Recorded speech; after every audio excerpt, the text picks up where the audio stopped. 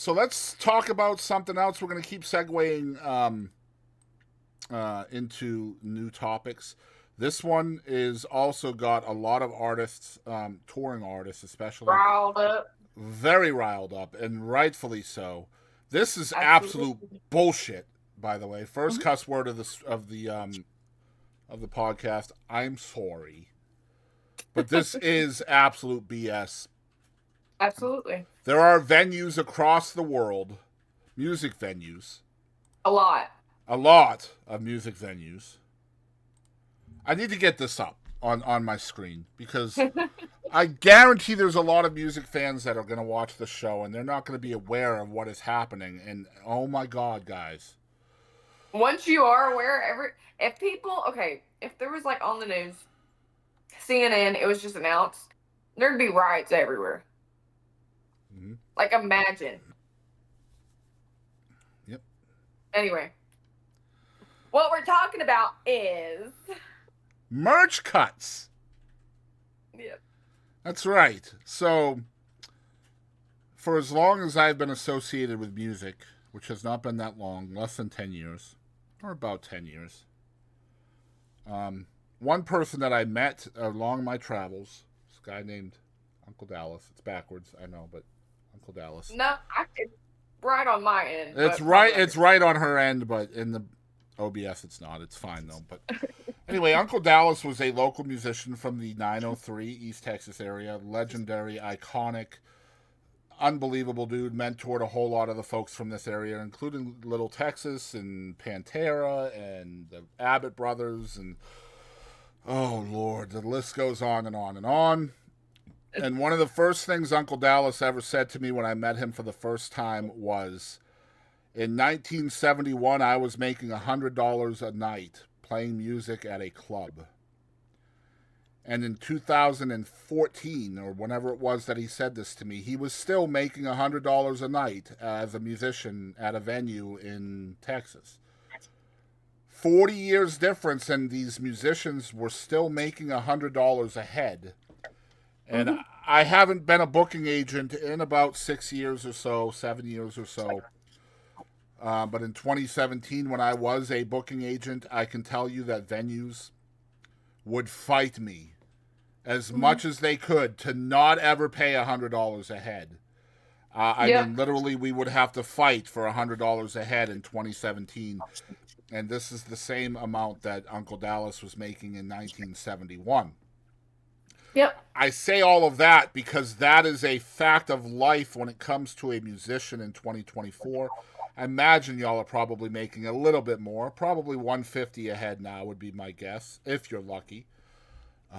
But it's still in the same ballpark as the early 70s, and that's why I start this topic with the word bullshit, because now the venues not only don't want to pay what I call market price for a musician, which honestly should be a lot higher than 100, 150 a head.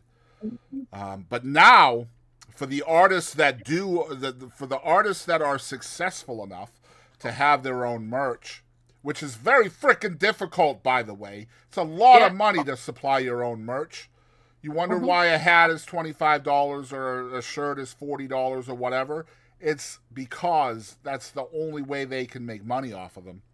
Yep. Um, that's also why you see a lot of artists that don't carry merch. It's just because it's not worth it to them to have merch. And now, venues, for some reason, think that they have a right to a cut of an artist's merch table if they perform at that venue. Go ahead, Kadie. Here's my 2 cents in a nutshell. You want percentage of my merch? You give me percentage of that bar. How about that? Yep. That's That's how exact. I feel. It's so funny. I have that written here. Should venues be able to require this, and can't artists just boycott those venues that require a cut? That's the first thing. Um, should venues that do require merch cuts, should they give a beer cut to the band Seems only Hmm. fair, right? Or just So not do either. over time, and I know Kadie will agree with me on this. She is an artist. I am not an artist, but I have represented artists in the past. I have booked for them. I have managed artists. I have dealt with venues, and I have dealt with bands, and I have dealt with drummers and bassists and vocalists and publicists and all of these things. And there's always, in my experience, been a kind of a inner turmoil, inner tug of war between the artist and the venue. I don't know Hmm. why this exists, but it does. I'll give you a couple of examples. Number one, the venue will always say, and Kadie, back me up on this, the venue will always say that it is the artist's responsibility to promote the show and fill the building. Yes or no? Yep. Yep. And here's the thing. This is kind of where I was gonna go to. I'm bringing my people in, right? You can guarantee usually when you go to a show, you have like the few people that either always come to your shows or like your family or friends, your band's friends, family, all that kind of stuff that usually come to your shows. So you can guarantee these people probably already have their shirts, their CDs, their hats, whatever you want. But they're probably buying alcohol or something to drink, Mm-hmm. something. They're buying something there. So even if we're not making money, you're making money guaranteed when somebody walks in that door. Absolutely. Yep. Me, somebody has to like me. Yeah. Somebody walks in that door, you're automatically getting money. Well, the fact of the matter is, it is not the artist's responsibility to promote a show. It is This both. is your venue. It is Yep. both of your Yep. responsibilities to Absolutely. promote a show. You have hired somebody to perform in your venue. It is their responsibility to promote the show, and it is your responsibility as the venue to also promote the show. Yep. And there should not be any kind of argument over whose fault or credit it goes to for having a successful or not show. If Hmm. if Katie Lynn is booked at a venue and that venue does well, I don't give Katie Lynn the credit and I don't give the venue the credit. The fact of the Yep. matter is, both of It was a them good deserve show. credit for a Yep. good show. And Yep. if it's a bad show, same thing. The blame goes to both. It's Katie's Both. fault and it's the venue's fault. And here, Yep. instead of throwing, blame or credit or whatever at each other, let's try to figure out how to do better next time, right? We all Hmm. we all have the capability of using social media to promote things. We all have word of mouth, but really, the way the music business should work on a small scale um, level, and what I mean by small scale is your dive, your restaurant, your coffee bar, your bar room, your pub, your honky tonk, that kind of level. What you should be doing is you should be bringing in artists to perform for your regulars. And then you should also be bringing in artists that are going to bring people to your bar that have never been to your bar or venue before. And those are the artists that are going to have some notoriety. Now the problem is not every single artist has notoriety. So you have to understand as a venue that you're either going to pay um, premium dollars for well-known acts all the time, in which case you're going to be having a budget of like $1,500 to $2,500 to pay for the band, and that's not going to work for a beer and wine bar, obviously. But if you brought, say, Kevin Fowler to a beer and wine bar, you're going to pack that sumbitch out, and you're going to lose $1,000. There are gonna be people breaking the windows and just sitting Yep, outside. exactly. But the point I'm making is because you're in a dive, you're in a beer and wine dive that doesn't even sell liquor, you're not going to make Yeah. any money off of Kevin Fowler. You're just not. Like, Kevin Fowler is a freaking legend, and he's going to Hmm. pack out any single place you put him into. But you're going to have some kind of way of making money so you can pay for Kevin Fowler. And if you're only Hmm. selling Budweiser long necks and setups, you're not going to find enough money to pay for Kevin Fowler or any of those kind of artists. And so Hmm. there are venues out there that are doing it the right way and hiring well known and not well known because they understand I have to bring new people into my business in order to continuously grow. But at the Yeah. same time, I need to keep my people entertained that are already here. They're already my regulars, and I know what style of music they like. So let's introduce my venue to new folks. You know. Mm-hmm. So, for example, like if Katie Lynn ends up with a show in Nebraska, how many people that you know are going to show up in Nebraska? Whoever comes with me. Right. So it might be your husband, your mom, a couple of people, whatever. But Yeah. like some dude on the corner of Lincoln, Nebraska is not going to be like, oh my God, so, so and so is down the road tonight. Like, Yeah. I know you do have some of that pull, by the way. Don't get me No, wrong. no. I know you still have some of that pull. But I'm just saying. Not Nebraska. You never know. Nebraska is very Katie Lynn friendly. I've heard. Okay. I'll have to try it out someday. So the way that I heard about this was from a phenomenal band called Clutch. And Clutch, do you know who Clutch is, right? Yes. Of course. Yes. And so Clutch got booked at a venue. I'm not going to name the venue. They got booked at the venue, and the venue told them about this venue, this merch cut. And what Clutch did is they set up their fucking merch trailer outside the venue, and they sold merch from their trailer. Until the show started. Bet. Okay, bet. That's exactly what it was. Okay, bet. You're gonna take and what are you gonna do? You're gonna take a merch cut? Okay. Kick me off this public road. Try to do it. Mm-hmm. I mean, what can you do? So all I'm gonna say is, if you're a band and you sell merch, check your contracts if you have them. Yeah. And if you don't have a contract, you probably should, because what's happening... Or at least start asking. Yeah, because these venues are pulling fast ones. Yep.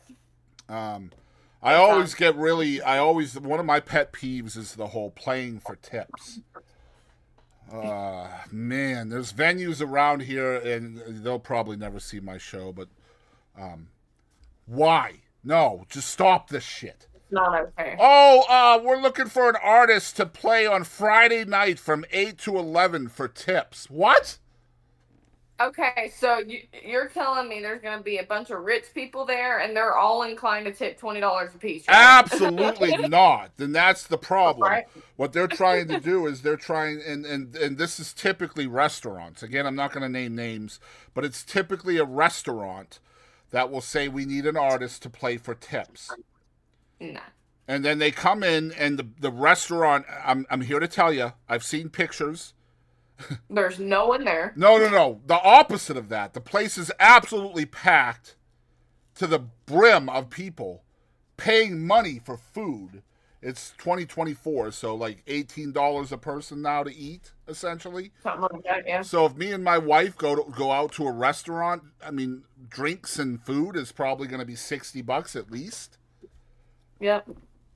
And your place is packed the entire time that this artist is singing, I don't care how much tips this musician gets.